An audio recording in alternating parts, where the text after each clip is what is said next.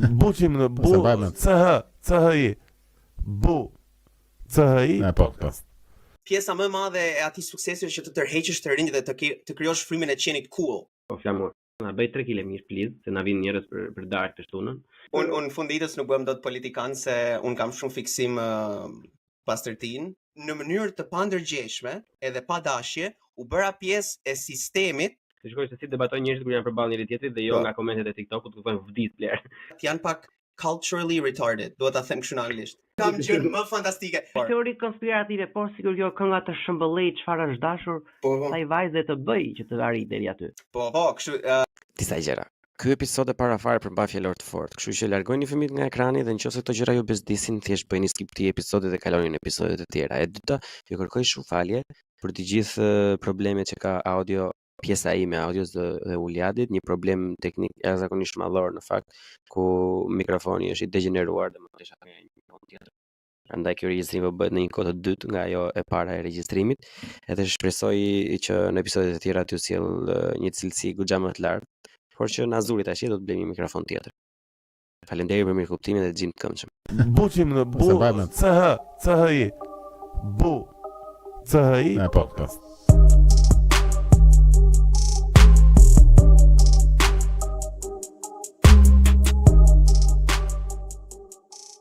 A kemi filluar si jemi në live jemi? Live jemi. Serbi. Gjatë gjithë sa kohë kemi qenë live.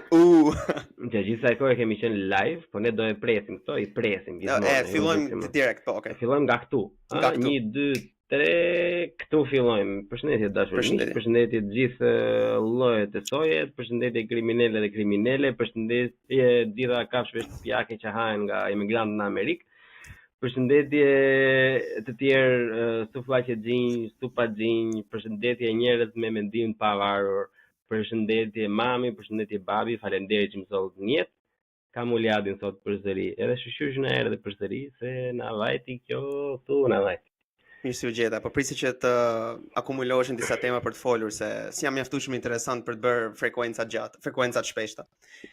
Por unë po flisja me një shokun tim të lagjës para ca kohës dhe po i thosha që shtife se kam marr Uliadin, do marr Uliadin në episodin që thash, kam një episod me Uliadin dhe ai kishte vajtur te profili jot, edhe kishte në Instagram edhe kishte para ato që kishte pronounce he, him në Instagram domethënë. Edhe më tregoi një mesazh në WhatsApp edhe një voice më tha pyetej një çik Uliadin, tha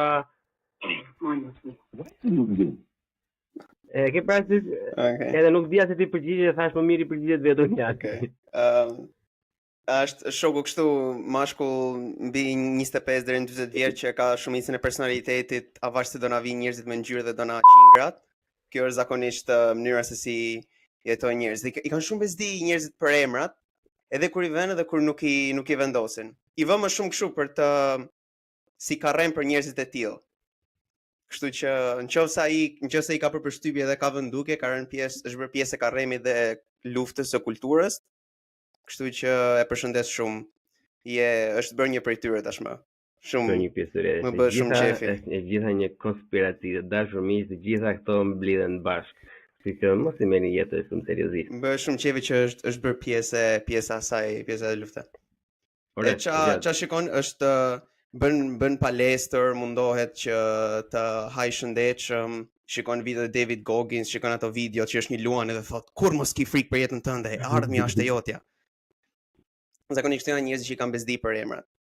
Është një anekdotë që shkon vdes një amerikan dhe takon Einsteinin në Paris. Edhe Einsteini i thot, "Watch, duhet të flasim diçka se jemi këtu në përjetësi." Edhe i thot po, çfarë IQ-je ke ti që di se çfarë të flas me ty? Se nëse e ke në të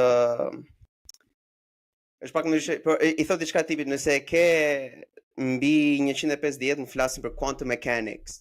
Nëse e ke mes 150 edhe 130, atëherë më flasim pak për inxhinieri, fizik, diçka të tillë.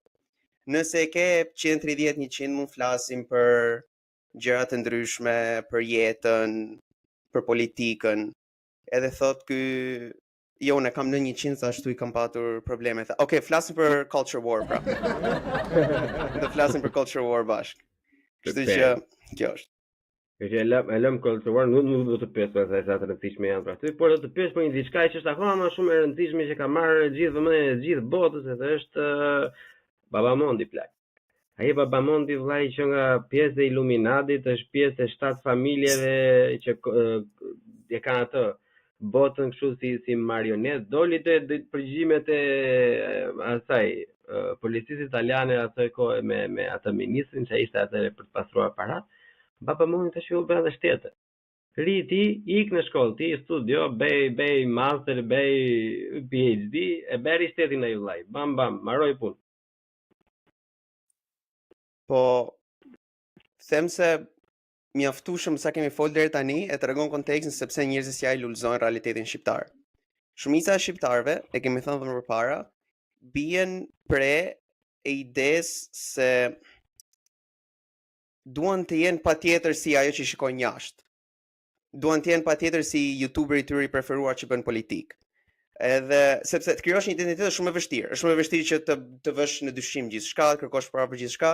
Kërë që kur dikush t'jep një pjesë mikrovalë që mund ta marrësh edhe ta konsumosh, është më e rehatshme. Kërë që nuk i vë faq që shumë njerëz shikojnë këtë Matt Walsh ose Ben Shapiro ose Anderson Cooper CNN, janë të ndryshme të njëjtës sop mund të janë. Dhe kur merren me vogëlsira, me detaje, edhe fokusohen jo po se Osmanët atëherë dhe tani e kanë bërë plan që atëherë është një këshill njerëzish tani po vinë na ndërtojnë xhamin që na marrin, na bëjnë prap pjesë para ndërtues Osmanëve, pse ose ekziston më, dhe na bëjnë prap kështu. Pastaj tjerë thonë jo po se është teoria tjetër konspiracionit. Pastaj vjen ky shoku jot i lagjes, jo po se janë për emra, do vinë na bëjnë gjithë njerëz gay me ngjyrë dhe ky është problemi. Pra janë gjithë njerëzit zgjedhin mënyrën se sa duan të jenë të vonuar. Kështu që për sa kohë që ka njerëz që ai shoku yt që e kanë shumë bezdi, nëse njeriu thot diçka, nëse njeriu veshet kështu, për shembull Shkodra kanë pas kur i bë flokët me xhel. Thoshin jep qirë, nëse i bën flokët me xhel.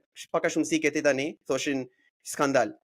Po sigurisht kjo nuk tregon që ti je i tillë, a kupton?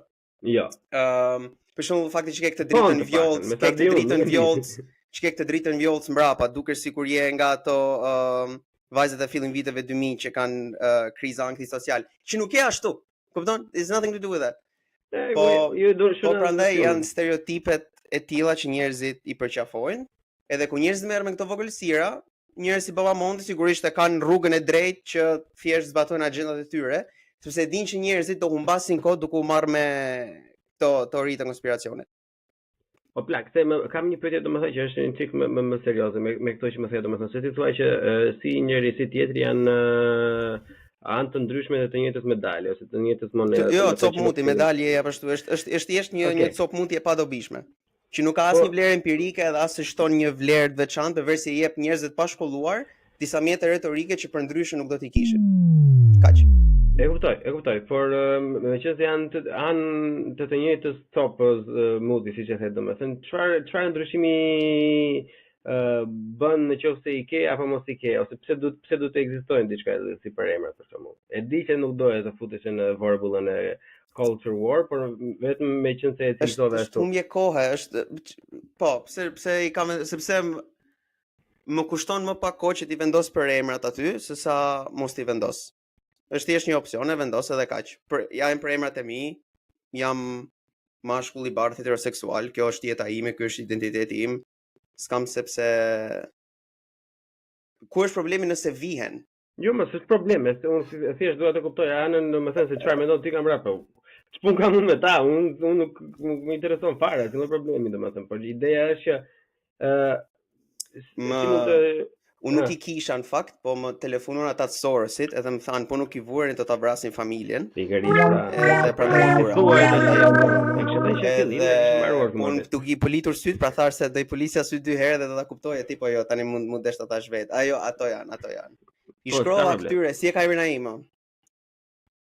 Ai që flet teori konspirative, që ka dashur të avokati i popullit. E ke intervistuar ti? Jo më vorrei që intervistoj ti Altin Goxha, po. Nuk më përgjigj edhe mundesh ti ndryshoja për emrat. E kam të lanë bal. Atë, po. Nuk e kam dhënë kaq shumë rëndësi asaj për emrave. Se dija që kur kam hapur, kur vjet ai opsioni që i bën update, se kur fillova të postoja klipe stand-upi, ti jepet opsioni që are you a business account now? Që you can share comments and stuff.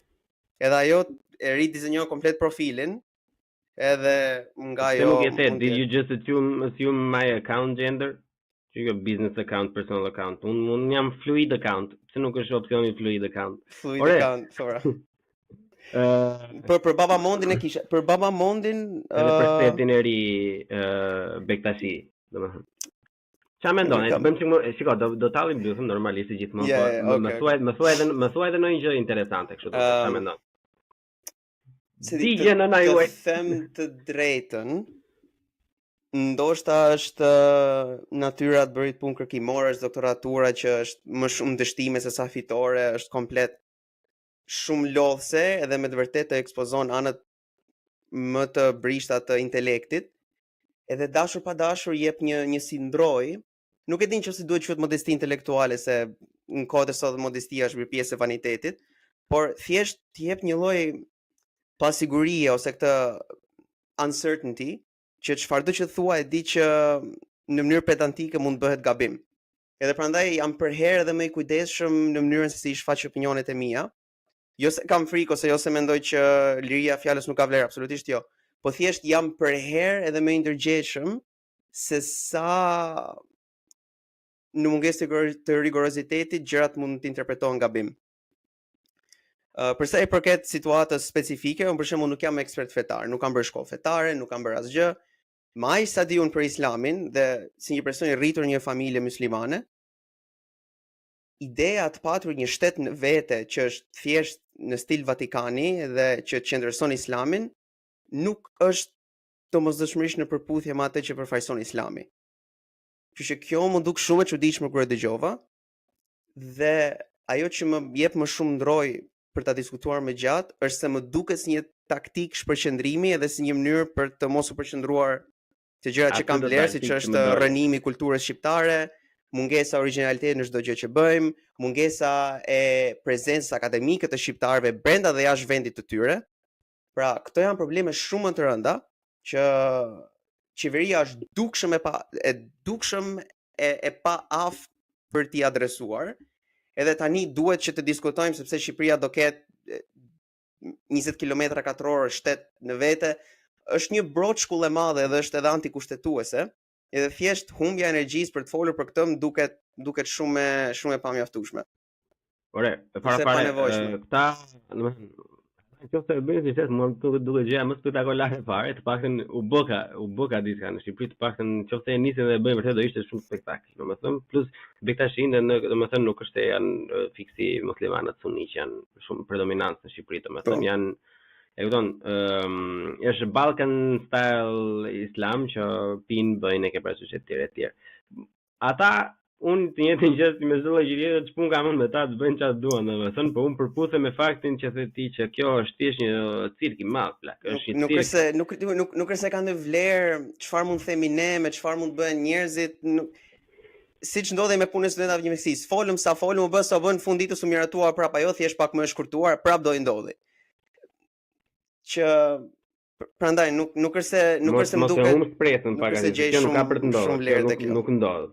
E para fare sepse është cirko burr, e kupton, është thjesht për të hequr mendjen nga gjitha problemet serioze që kanë ato, thjesht për të hequr mendjen nga 101 të zeza, nga 101 skandale, domethënë nga 101 gjëra që nuk bëhen.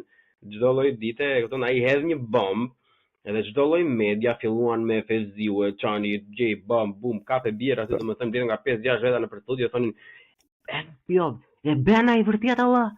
Si ore bën ai serin aty. Çfarë thoshin për Blendi Fevziun, është akoma ajo që thon, ky Mastrolindo. Ta mama, ajo është një qëndroi jetë ai politikan i ndjer, edhe ishin komente, nuk vdes do se të bën emision ky Mastrolindo ja. Zot. Sa u mërzita nga ajo vdekje edhe prapë kur lexova atë fucking hell. Mirë, të paktën plak dim si të reagojmë bukur edhe në situata të vështira si vdekje. Situata të rënda. Po, okay, se ta mbyllim këtë punën e kësaj.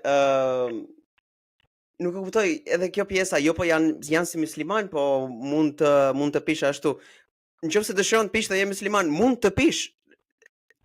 Ka njerëzit kanë këtë ide në jo, ajo është thjesht për të qartësuar, domethënë që nuk i përputhet doktrinën islamike, domethënë të sunis, janë sekt në vete. Prandaj thjesht doja ta qartësoj për ta ajo është po thjesht u dini ideja që nuk ke nevojë të ndrosh fen nëse është diçka me fen tënde që nuk je dakord, është kjo ideja se harrova mbata mikrofonin larg. Kjo ideja e fundamentalizmit e diçka që duhet ta ndjekësh sipas gërmës është, si ka thënë Noel Malcolm, janë teori të shekullit 19 dhe 20, janë teori relativisht shumë të vona të qasjes me fen. Dhe prandaj më shumë përshtypje kjo që e ke vënë edhe te sfera e influencerëve shqiptar, sidomos këta me akkaunte anonime. Se këto janë filozofët, gjithë Town Square janë zakonisht akkaunte anonime. Dhe të gjithë e kanë këtë, sa marrin vesh që dikush është musliman, hapta si musliman, fillojnë edhe i gjejnë gjëra në veprimtarinë e tyre për të thënë, shiko ti nuk je muslimani i devotshëm. Kur këta komplet personalitetet e tyre kanë qenë ateista, jo po feja nuk është mirë. Domethënë, ti je ateist, po kur një person sillet më shumë si ti edhe më pak si feja vet, ti je sulmon. Pse je ti më mirë tani kur linçon publikisht dikë se sa një personalitet fetar nga këta? Ka shumë që e bëjnë këtë. E kanë fiksim. Askush, për shembull, është edhe me këto lëvizjet, për shembull, e kanë fiksim me femrat muslimane, sidomos. Askush nuk i shkakton më shumë stres edhe mungesë respekti femrave muslimane, sidomos në Shqipëri, ose ndër njerëz që i shkaktojnë më shumë mungesë respekti, do të flas më superlativa kot, janë pikërisht këta ateistët e hapur që rrini dhe i masin, që ke muslimanët ju, pse nuk je mbuluar, pra, që ke muslimanët i kështu. Kur në fakt këta janë ata që kundërshtojnë doktrinën e mbulimit si fillim. Kështu që është një sens hipokrizie. Edhe si ti jesh musliman, si ti jesh i krishter, katolik, ortodoks, domethënë, duhet ta dish që nëse del publikisht, domethënë, me fytyrë, diku online, domethënë, dhe ke një farë lloj influencë, ke një farë lloj vizibiliteti, sulme do i marrësh nga të gjitha. Ne po përqendrohemi te këta ateistat ose pseudo-ateistat, domethënë, po unë mendoj se kjo është një fenomen që ndodh si ti jesh musliman, si ti jesh katolik, si ti jesh ortodoks, nëse ti je qenë do jesh, e kupton, në fund, njësoj do jesh në njëri negativ. Nuk e kam për njerëz fetar, e kam për mënyrën si këta ateistat që lexojnë 3-4 paragrafe të një libri të shenjtë, edhe shikojnë 3-4 leksione të Christopher Hitchens, dhe nga ajo mendojnë se kaq mjafton për të kundërshtuar. Unë mendoj se është shumë e cekët, është shumë pa lidhje. Po s'mund të, shiko, nuk mund të qerosh si qep ose si banane dikë online nga feja. Domethënë se është diçka personale burra, kupton? Në vetëm në qoftë se për shembull ai personi është duke folur aktivisht për ato gjë, qoftë ai është një hoxh, është një predikues, domethënë, atëherë ti nga konteksti i gjës ti je të drejtën të lësh një koment. Nuk je të drejtën të thosh që ti je legend, e kupton? Po ti je të drejtën që të drejtën të thosh ashtu, ti mund ta bësh, ne jemi në një botë lirë, edhe mund të çash nga rob, edhe mund ta kërcënosh, mund të bësh çfarë duash, thjesht do zgjeresh në fat domethënë se çfarë plere je vet fundamentalisht. Por ideja është që kjo të kapa. E ke parasysh? Se kështu është për të vërtetë në pjesë të kapa. Fix. Është gaçe, është shikon nuk je. Po ndoshta është këndvështrimi im që më duket paradoksale që pikërisht njerëzit që luftojnë fundamentalizmin fetar janë ata që i bën analiza pastërtie njerëzve fetar. Edhe ka shumë në online në Shqipëri këtë, ka shumë që janë faqe nëpër internet edhe nëpër TikTok. Ka shumë që ka dhe disa podcaste që bëjnë të njëjtën gjë, domethënë kur predikon. Se unë jam besimtar vetëm, edhe nuk e diskutoj shumë, por sa më nuk e mbaj mend herën e fundit që më ta kem diskutuar në podcast sepse nuk është puna e askujt. E parasysh? Edhe ideja tani që ti kur shikon që është kaq gjë e keqe, ti je një ateist që mendon që besimi në një fe, në një religjion ose në një zot apo në një doktrinë, në një kult, ti si ateist ose si ta persona që ne flasin, ti këtë gjë e konsideron si një sëmundje të madhe që dëmton njerëzimin dhe dëmton atë individin. Edhe thuaj që po në katolicizëm nuk duhet të bësh këtë, të ndalohet kjo, të ndalohet ajo. Po Islami është me shumë turpe, me shaming etj. Dhe kthehesh 180 gradë dhe bën identik njëjtën gjë duke I bërë shame gjithë atyre personave që po bëjnë diçka ndryshe ose që mbase do largoheshin dhe do afroheshin drejt asaj drejtimit tënd etj. Edhe unë këto 10 vitet e fundit, domethënë jo 10, egzagjerova pak këto 3 deri në 5 vitet e fundit më kanë bërë të kuptoj që të masësh një individ ose të fillosh të gjykosh një individ nga besimi i vet në Zot apo jo, domethënë është gjëja më idiote e mundshme sepse ai ka të njëjtat shanse për të qenë si idiot si i zgjuar. Nuk është shumë interesante, më besimi i një personi sektor. Unë kam unë me ta. Është interesante. Thjesht nuk më ngro dhe nuk më jep shumë shpresë kjo dëshirë njerëzve për të matur pastërtinë ideologjike të personit tjetër. Fiksimi me pastërtinë ideologjike nuk është asnjëherë një shenjë e mirë në një shoqëri në zhvillim. Edhe kjo ndodh shumë. Ore doja të korrigjoja. Kush jam të korrigjoj, por do të thoya që parë që thej që sa më shumë komptimore të bëj aq më kujdesshëm janë për gjërat që them. Unë do të sugjeroja domethënë me kaq më sa kam unë në kohë domethënë që mos të kujdesesh zakonisht fare për ato gjërat që thua, jo sepse nuk kanë rëndësi. Patjetër kanë shumë rëndësi. Po mendoj domethënë nëse ti e shikon se sa e rëndësishme është për të bërë gjëra të tilla domethënë edhe për të shprehur në mënyrë të saktë, mendoj që sidomos të rinj përfitojmë më shumë nëse Uliadi bën një gabim publik dhe korrigjon përsëri në mënyrë publike, sesa Uliadi do të duket gjithmonë si kjo statuja domethënë që është gjithmonë hyjnore, kristali që nuk bën asnjë gabim, edhe çdo lloj gjëje që thotë ka të mirë menduar. Ne jemi njerëz, ne mund të bëjmë gabime. Kjo na bën ndryshe nga ata që po flisin deri pak më parë që kur unë mund të them një gjë kot që është e pavërtetë për shembull ose që nuk është faktuale ose që është gjykuese ose që është ofenduese domethënë s'ka asnjë lloj problemi të them që shikoj njerëz unë kisha gabim ose fikoj ishte tepruar më falni do mundohem që tjetër të jetë më mirë. E kupton? Kjo nuk të bën më pak mashkull plak se ja them, nuk do ta them ty, po ja them gjithë këtë tash. Kjo gjë më mashkullore e mundshme domethënë që të pranosh ku je dhe të ecësh përpara.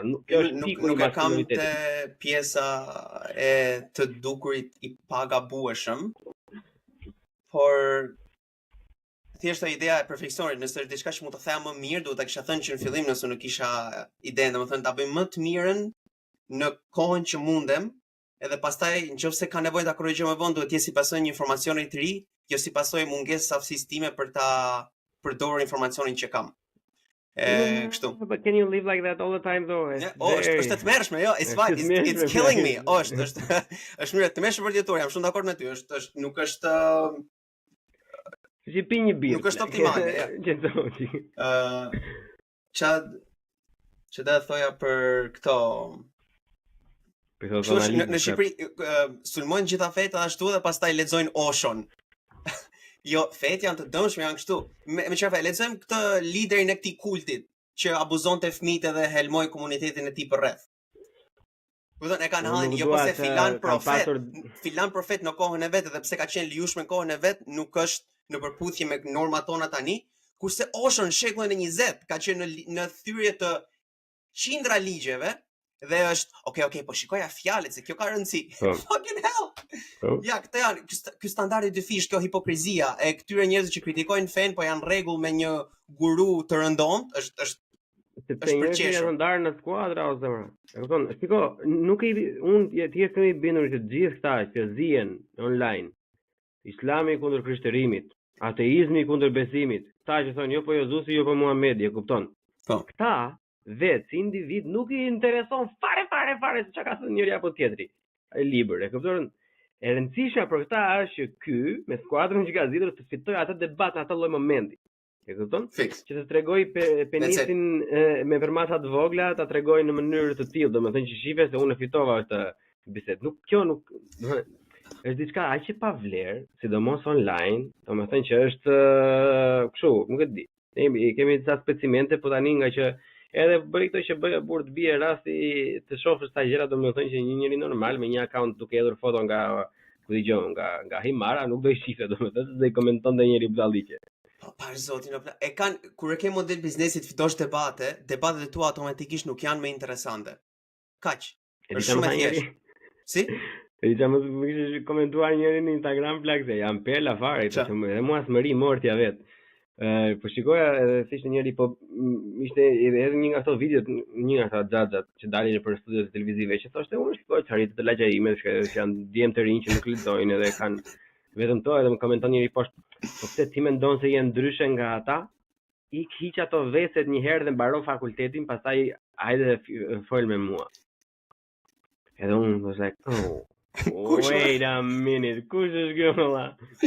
Edhe shkëmbej ta mesazhe, domethënë rrella për çfarë ke fjalë, për çfarë fakulteti, se unë një e kam mbaruar. S'kam mbaruar dy sa mund të kesh bërë ti, po një e kam mbaruar pak. Domethënë bëre qafes, më paguan dikush për atë punë që bëj.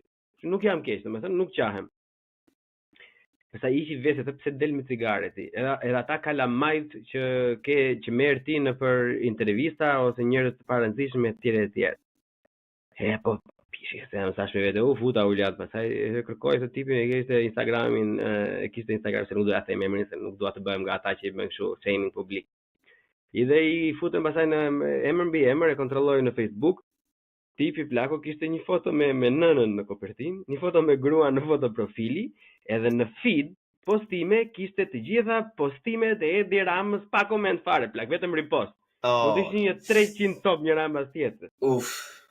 Edhe mua atë thjesht më erdhi keq, edhe ula në gjunjë, bëra një dua për atë, edhe vazhdova me jetën time, domethënë. Tan pela fur. Kështu është. Se flisim për Ocean, do ta përmend këtë në diskursin publik, që të jetë kështu, sepse mund t'i ngeli hadri disa njerëz, po është e rëndësishme. Më mirë zgjedh të debatoj me një korpus të madh dietarësh ndërshekuj, me cilët zgjedh mos jem dakord, se sa të mbështes një guru me cilin jam disi thot disa gjëra i thot mirë, po disa gjëra i ka jashtëzakonisht të tmerrshme. Më mirë zgjedh një trup të madh dietarësh me cilëve mund të jem shumë kundra ose as pak në dakordsi, se sa një guru të vetëm me cilin jam 90% dakord. Është shumë normale, siç sinqerisht jam një person që kam jetuar edhe në vende komuniste, si Kina për shembull, që kanë monoparti, jam person që kam jetuar edhe në vende muslimane, edhe në Amerikë, edhe tani në vendet e Europës Perëndimore. Edhe gay. Dhe kur the fola me atë komshion tim, mos e kishe për veten tënde, ose kishe ja tregova komshion tim, edhe është thjesht bleuni me një kapele tjetër. Po them në të gjitha rastet, më mirë të zgjedh të jetojë në një lagje i rrethuar komplet nga njerëz besimtar, se sa të kem vetëm një komshi që ndjek Oshon gërm për gërm. Ai komshia, shikoj, rritet problemi, ai komshia mund të të vijë të vrasë shanse që të më helmoj ujin. Kështu që më mirë të jetoj me njerëz që stilin e jetës të cilëve nuk ka aprovoj, por me detyrave të shtëpisë time jetoj si dua vet. Se sa të jetoj me dikë që ndoshta një ditë mund të helmoj ujin mua. Prandaj kjo është edhe këmbë pulet te puzi shtëpisë. Po. Kështu që jo më duket si ke parë Wild Wild West apo jo? Ça është ai dokumentari i Oshos? Jo, se kam parë. Kam lexuar. Du ta shohësh Wild Wild West, domethënë ka të gjitha, edhe me atë krahun e tij të djathtë, edhe me ata personat na mbrapa, domethënë është perl. Unë për vetëm për shefin tënd do ta them se do ta thoja, po për kuriozitetin tënd do të kam pasur dikë në familje, në rrethin e gjerë familjes, domethënë që unë kam qenë shumë besimtar kur kam qenë në gjimnaz, domethënë. Edhe ishte goxha i devotshëm edhe nuk kishte birë nënë që më nxirte nga ajo, domethënë dhe kishim të festarë në familje, që thoshte jo po të gabim, po pse mund të thoj këto. Kishte thonë të gjitha notat ateiste. Edhe kur shkoj një herë te shtëpia, më thotë, si pe këto lexoj këtë se është orto. E kupton? Edhe unë atëherë normalisht me atë ignorancën time që kisha domethënë prej një adoleshenti që mendonte që i di të gjitha, e refuzova normalisht. Edhe më vonë mora lexova vetë, sa gjëra bën kështu që okej, është si Donald Trump, domethënë që thotë sa gjëra që ç'a na the. Okej, në rregull. Duam një vend më të mirë se ky që kemi. Padyshim. Duam më të mirë. Si ajo partia që folëm në episodin e kaluar, e kupton? Edhe pastaj bën pushback plak diku tek 6 vite më vonë kur del ai dokumentari Wild Wild West, edhe më mendoja God damn it, po sigurisht kishte pasur mjaftueshëm lek ky personi në familja ime. A do të ikur si ata në Oregon në SBA, do ishte dukur atje domethënë edhe kush e di unë çfarë do kishte bërë, do kishte elmuar njerëzit me salmonela në për këto që shisnin. Ideja është sistemet e vlerave çdo çdo qenje, çdo shoqëri, çdo person, individ ka një sistem vlerash. Mënyra se si i formon sistemin e vlerave, pastaj varet nga edukimi i personit, nga mjetet që t'jepin, nga traumat që ke kaluar. Edhe nuk mund të gjykoj dikë që thot, për një arsye ose një tjetër nuk kam pas kohë që të krijoj një sistem vlerash ose privilegjin që të krijoj një sistem vlerash personal, mbas mund të marr ndihmë nga ky sistem shekullor vlerash, të marr ato që unë dua dhe të shikoj se si më përshtaten në jetën time. Njerëzit që janë radikal kundër çdo lloj vlere, ata janë parë që mund bien prej këtyre predikimeve. Prandaj është e rëndësishme që të kesh, që të mos jesh izoluar, të flasësh me njerëz me pikpamje të ndryshme, sepse është aq intoksikuese edhe aq e lehtë sa të shpjegosh gjithçka me anë të disa fjalive. Pikërisht të bukur, janë disa gjëra, domethënë që unë jam i kësaj bindje, Ulja. Janë shumë gjëra, domethënë që edhe unë jetën në përditshmërinë time thjesht nuk di aty përgjigjem, e kupton? Edhe nuk kam për tu them. Ora nuk e di. Më bën pyetje, domethënë edhe me shokët e mi, domethënë që është vetëm i rreth që unë i lejoj të bëjmë muhabete të tilla, domethënë sepse janë miqtë e mi dhe me ata përzihem edhe bëhem edhe ndryshojmë mendime për jetën tonë, domethënë. Kur bëjnë disa pyetje që po mirë, po në bazë të kësaj doktrine që ti ndjek ose ideologjie që ti ndjek ose mendime që ti ke, çfarë mendon për këtë temën? Nuk kam arritur në një stad tash, mbase është me një fregizëm, mbase është një qetësi spirituale, domethënë që mua nuk I don't have to prove anything to anyone anymore. Edhe I them që plak nuk e di. Nuk e di më plak, pse mund të them dua çfarë të them tash? Se di, kismet. Qofim, mbase do ta di një ditë, mbase do ta di asnjëherë, por deri atëherë, dashur miq, bashmirëpafshim edhe. Dashur miq, bashmirëpafshim. Nuk di, sa shumë po them atë, se kam pas këtë më parë. Je një çik I ngurt sot më duket se edhe je një çik kështu I ngarkuar nga të gjitha këto situata që seci mirë. Është di unë miku, nuk është e vështirë të jetosh në 2024, edhe ti je shqiptar edhe të kesh të gjitha këto gjërat me njëra tjetrën që të vërviten në kokë edhe duke lidhur me këtë pavarësisht para se të kalojë të tjerë, unë për herë të parë në jetën time të dashur miq të butë çipota të për parë në jetën time unë kam këto shënime tot. E kupton? Po, është era e parë në historinë e Buçi Podcast që unë mbaj shënime. Gjithsesi, një gjë të lidhur. Është një podcast I Ezra Klein, ja për ta lidhur për këtë pjesën Ezra Klein fton një autore, është New York Times, është podcast New York Times. Super pretentious. Edhe it's not even a good podcast, po ky episodi është I mirë, edhe fton një eksperte të attention, të vëmendjes nga pikpamja psikologjike, jo pikpamja e vëmendjes në AI, po pikpamja e vëmendjes në aspektin psikologjik dhe thot statistikisht duke shpresuar që dhënat e saj janë të sakta dhe me integritet shkencor, statistikisht njerëzit që reportojnë kështu burnout, kohë gjata që nuk flejnë mirë, që janë të lodhur e stresuar, në pyetjet që përgjigjen kualitative janë më cinik. Pra shkakton cinicizëm, burnout, lodhja nervore, automatikisht I bën njerëzit më cinik ndaj gjërave që s'kan lidhje me përditshmërinë e tyre. Ora, fuck off. Vigëlla. Këtë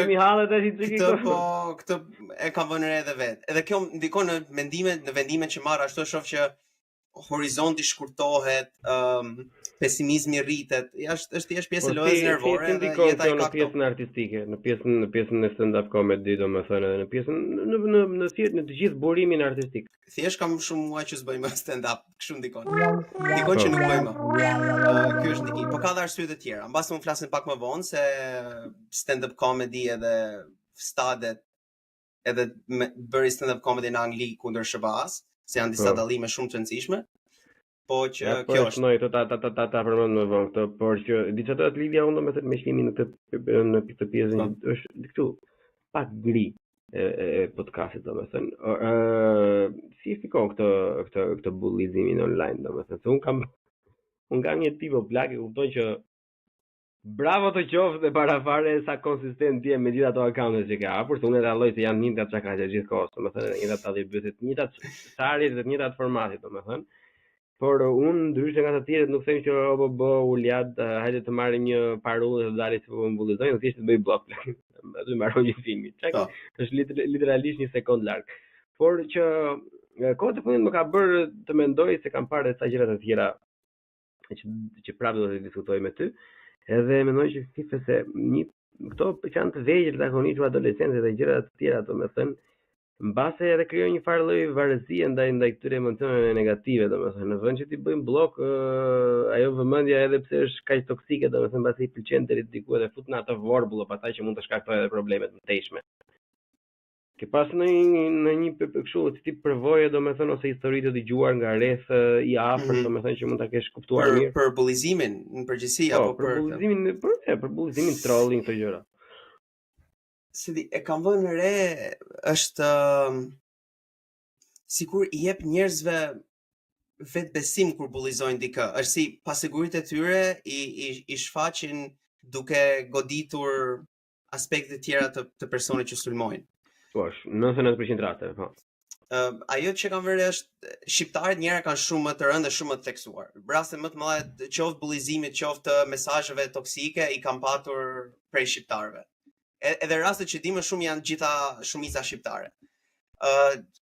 Është pjesa vendit vogël, pjesa që e kemi thënë ajo, edhe do vazhdo ta them sepse nuk përmirëson situata, trashëgimia e pashqyrtuar komuniste është shumë prezente, aq shumë sa kanë të burgosur politik që janë grevurie sot. Sot në këtë vit ka akoma të burgosur politik që janë në grevurie. Në Instagram. Është e tmerrshme. Pra kemi akoma një shoqëri që në mënyrën se si organizon, qoftë intelektin e vet, qoftë akademitë e veta, qoftë jetën e përditshme, është thellësisht komuniste dhe shkëputur nga komplet e shkuara e saj para 45-s. Gjithçka që shqiptarët e mësojnë, identitetin se si shikojnë personin tjetër, është ku ka qenë familja jote në luftën e dytë botërore, si janë ashtu, edhe çfarë ka ndodhur më vonë. Edhe është një mënyrë që nga mënyra si e matim suksesin, që sukses quhet vetëm kur je rritur me dhi në mal, edhe pastaj ke pasur sukses. Gjithçka tjetër ke qenë armik i popullit, ke shfrytzuar dikë që ka arritur suksesin. Nëse s'ke qenë me dhi në mal, çdo histori suksesi është e gabuar. Pra jemi dashur pa dashur armiq më të mëdhenj vetes tonë, të njëri tjetrit. Shikoj se ka dalë dhe kjo moda tjetër që është në krahasimisht, duhet ta cilësoj këtë. Krahasimisht është shumë herë më e vogël në masë se sa ajo që rast që përmendet ti, domethënë, por ka dalë dhe një nga ata të tjerë tash që thonë që unë jam fëmia i përndjekurve apo kam pasur gjyshin kundër luftës që e ka vrarë, kanë çuar. Dhe kjo është unë jam demokrat i lind, unë jam i destinuar. Edhe unë them me nder muhabetit na plasi karë. Who gives a shit? Tu ke dal bravo, këtu ke dal shumë mirë se kam filluar përdorin. Po shajm në televizor, janë rritur brezyn dhe kanë mësuar it's grifting. Nuk ka fjalë për po plak, e kam pasur gjyshin në shfaq. Më vjen shumë keq për gjyshin tënd, valla. Çfarë të bëj unë që ke pasur? Më vjen shumë keq. Doja mos të kishte ndodhur.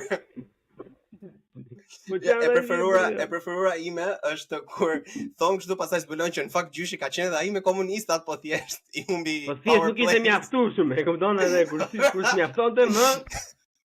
Gjyshim. Wow, dha e mrok për mrena. Gjyshim kemi qenë familje përndjekur, po si ndodhi? Po ja ne jetonim në blok. Edhe gjërat në blok. Pas ndryshoni se ishte kështu si këto Gilmore Girls, e ke parasysh? Po pra, okay, kuptova, është si Gossip Girl, si ajo Blake Lively. Ai karakteri Blake Lively. Ne jetonim kështu faktikisht në blok, ne po gjërat nuk na ecën mirë, pastaj na u deshtë. U futën në burg. Po do të gjithësisht aq i mirë ai bloku që vaj tani them. Ja, për shembull, është ideja grifter, nuk e kemi ne, nuk ka përkthim, se është ideja që grifter është kur merr gjërat të vogla edhe i shfrytëzon për të bërë content për vete, pastaj është si një shushuin kulturore. Edhe këta njerëz të kanë marrë vesh që tani ka dalë në modë që duhet ta vëmë duke vuajtje ndaj komunizmit, vuajtje këto gjëra, edhe janë bërë shushunia dhe e gjejnë tani e bëjnë pjesë të brandit të tyre, kur nuk ka domosdoshmërisht substancë. Edhe ky është problem, edhe vërtet shumë mirë që e the këtë, sepse e kam vënë që e përdorin njerëzit. Je duke folur me dikë dhe thot, po mirë, mund thuash ti kështu, po ta dish ti çka ka kaluar gjyshi im, edhe në momentin që ti thua atë, s'mund flas më me ty. Në momentin që ti përdor vuajtjen e gjyshit tënd në burg, që është një gjë e tmerrshme. E di si është kjo plagë atë kur na thoshin mami që nuk hajë drekën thoshte po që janë ta kalamajt në Afrikë që nuk kanë asgjë për të ngrënë. Kemë asgjë. Okej, tani do ha. Tash do ha gjithë bin do ha tash më. Duhet ta shikojmë trashëgimimin komunist. Siç kemi thënë ne në çdo bisedë, siç duhet të bëjmë në çdo bisedë, siç është aq e dukshme në mënyrën si e marrim suksesin, në mënyrën si diskutojmë, në mënyrën si bëjmë reformën e drejtësisë. Ai ishte ai u ngre fare gjithë shqiptarëve kur bëjmë reformën e drejtësisë. Mban mend kur ndodhi ajo doli përparim Kabo që intervistoi gjithë gjyqtarët ashtu, edhe ditë po dilet të myslimshyra ditë se do se ishte për kari të njerëzve, i takoheshin kështu. Ishin gjithë në ekstaz, ishim një kom në ekstaz, ajo vera e 2016-s ka qenë një verë eksitimi në mas, sepse bëm gjyq publik, më në fund, shqiptarët e thirrën atë, e bëm gjyqin publik. E sigurisht e bëm në mënyrë shqiptare të mundshme pyetjet kopjuara nga Oxfordi, pyetje që s'kan lidhje fare me sistemin e drejtësisë shqiptare, thjesht se ai intervistuesi që ishte për punësuar nga partia ju duk seksi, edhe për atë foli. Kështu që e kemi këtë trashëgimin e pashqyrtuar komuniste, edhe do flas tani, po dua të t'jap shumë të drejtë për atë që thej se ka njerëz që çdo debat konstruktiv e dhjejnë ja bëjnë mutin përsipër duke përmendur vuajtjet e kushëririt tyre ose të dikujt ashtu. Si ka më flas me ty unë pra, nëse çdo gjë që unë vën duke për të kritikuar figura ndryshme për qenë objektiv, ti mua më flet për vuajtjen që ke kaluar. Është mungesë edukate të bësh trauma dumping gjatë një debati konstruktiv. Jo, po ka ai kokain për shembull ka qenë zmur me diabet, nuk mund të bësh ka për shqetësim. S'mund të bësh ka për shqetësim. Se gjysha ime ka pas një komshi në fakt, edhe atij komshiut ja kanë futur ka vdekur me diabet, jo se ka qenë në burg, s'ka qenë asnjëherë në burg. La keni se shumë keq të thënë, se ja kanë futur dhe pastaj ore, e di pse jam i ngarkuar nga këto pjesë sepse po shikoja edhe para ca kohë, dje pas dite, po shikoja ato, njeh atë si YouTube series Middle Ground. E kam pak parasysh, por nuk e ndjek rregullisht. Okej. Ta shpjegoj me fjalë shkurtë, domethënë që të jap pa kontekst. Se po mendoja edhe që mund të bëhet një super comedy bit nga ajo mendimi atje. Atje për shembull plakë për këto që pash unë pash dy seriale, pash burrat fit kundër burrave të shëndosh, edhe gratë fit dhe kundër grave të shëndosha. Okej. Domethënë edhe kemi këto Middle Ground ishte mirë, kështu se për gjithë ata që kanë qef culture war dhe që zihen me njëri tjetrin online, domethënë është mirë të shikojnë një gjë të tillë, të shikojnë se si debatojnë njerëzit kur janë përballë njëri tjetrit dhe jo nga komentet e TikTokut ku thonë vdis player. Edhe tani po diskutonin gjatë gjithë kohës plako edhe është fiksa, është shumë qesharake dhe komike, por si e shkruar në një skenar ndryshimi mes grave dhe meshkujve plak. Edhe grave ishin në gjithë kohë. Shikoj se unë nuk dua që ndonjëherë këtu nga ju vetëm dihet keq, por unë mendoj që ju të gjitha e keni në dorën tuaj dhe mund ta ndryshoni. Throwback tek ajo pjesa e meshkujt. You are a piece of shit, you need to go to the gym. Fuck off. Edhe ishte po thuajse e skriptuar, domethënë ishte goxha argëtuese për mua se unë nuk i marr këto gjëra seriozisht. Edhe po mendoja me veten time domethënë, por në çfarë vendi jetojnë domethënë që ky është një lloj showi. Ky është një lloj showi domethënë edhe kemi arritur në ato lloj pike, si ja shpjegon ti këtë dikujt që jeton në një fshat të Afrikës. Shive, të ke qenë xhaxhi, do të vë titrat. Edhe këta njerëzit kanë ngrënë shumë. Edhe tani duan të gjejnë mënyra se si këto që kanë ngrënë ti heqin përsëri. Amerikanët janë pak edhe që në universitetet e tyre elitare edhe deri në fshatrat janë pak culturally retarded, duhet ta them kështu në anglisht. Janë kulturalisht vonuar, jo në kuptimin e keq të fjalës, se nuk ka asgjë të keq. Me mendore. Ashtu është mënyra se si e shikojnë, sidomos nëse janë të shkolluar mirë dhe në familje të klasës mesme dhe sipër, aq më tepër e shfaqin ignorancën. Si ka thënë gruaja këtij Tim Walz, që është kandidat për zëvendës president, ka thënë na pëlqen shumë era e gomës kur digjet, sepse tregon që njerëzit po ndodhin protesta, ndryshimi po vjen. Ajo është era kancerogjene. Si të pëlqen era e pra janë kupton është thjesht një vonesë kulturore. Po vjen, thjesht ndryshimi. Po vjen ndryshimi, po, thjesht është një substanca kancerogjene, po çohen në atmosferën e qytetit ku ti jeton, po është era e fillimit, është kupton, thon gjëra komplet pa lidhje. kështu që take it with a grain of salt. Nëse është emision amerikan gjithmonë e ka një normalisht. Po, edhe këto fillon vitin në mendje, domethënë çfarë do mendonin diku këta, por pastaj ku mendoja domethënë që çfarë do mendonin afrikanët, po mendoja që ore plak. Ne na kanë bërë, ke pasur ato reklamat e UNICEF-it ose të tyre që bënin donacione gjëra, domethënë që me $1 mund të ushqes një fëmijë. Nga para ata migrantët që vinë këtu asnjëri s'është skini më valla, asnjëri s'është i dobët. Ke parti për shembull në një afrikan të dobës, unë s'kam seriozisht nuk kam parë. Edhe shiko, nuk do të duhem paragjykues, por kjo ka dy gjëra. Këtë bëje klip, s'kam parë një afrikan të dobës. Edhe pastaj dikush ta stitch me një afrikan duke tekur. Ideja është që fakti që unë s'kam parë të them dy gjëra, dhe të them në mënyrë pozitive, janë dy. E para, ose këto $1 të ushqimi fëmijë afrikan kanë qenë super scam. Ose ka funksionuar plak. Fucking work. Të kam qenë më fantastike. Është një video e Madonës që është e ke parasysh Deadpoolin që do ishte kjo like a prayer, just like a prayer. Edhe unë sigurisht mu fiksua ajo kënga, edhe bëra atë që bën çdo person që fiksohet, fillova të kërkoja versione live, ku Madonna këndon live. Edhe është një në Live Aid, është Live Aid në fillim viteve 2000. Dhe aty Live Aid del Madonna përdore me një vajzë që kishte qenë duke vdekur nga kequshqyrja dhe donacionet e kishte shpëtuar, tani ishte këtu e madhe e rritur edhe po këndonte me Madonnën. Po Like a Prayer është këngë për gojore. Kur ulem në gjunjë ti më bën të plot. Është këngë, është këngë, kështu që si shumë për qeshur që ti këndon këngë Like a Prayer, që është këngë për gojoret, është një universalisht e ditur, e ti e këndon përdore me dikë që keni ndihmuar të ushqehet para disa vitesh, është pak komike, se thjesht është kënga e bukur edhe i jep kuptim, po është është pak si karikaturë që pikërisht të këngë zgjodhi dhe po këndonte duke i mbajtur dorë një personi që ka shpëtuar. Po është teori konspirative, por sikur kjo kënga të shëmbëllej çfarë është dashur ai vajzë të bëj që të arrijë deri aty. Po, kështu me shumë mundësi ka plot e djata shqiptare. Identiteti i djatës shqiptare po bëhet kjo, ë? Ti mund tallesh, po fatkeqësisht e djata shqiptare në këtë po shndërrohet. Buçim në bu, CH, CHI, bu, CHI, podcast.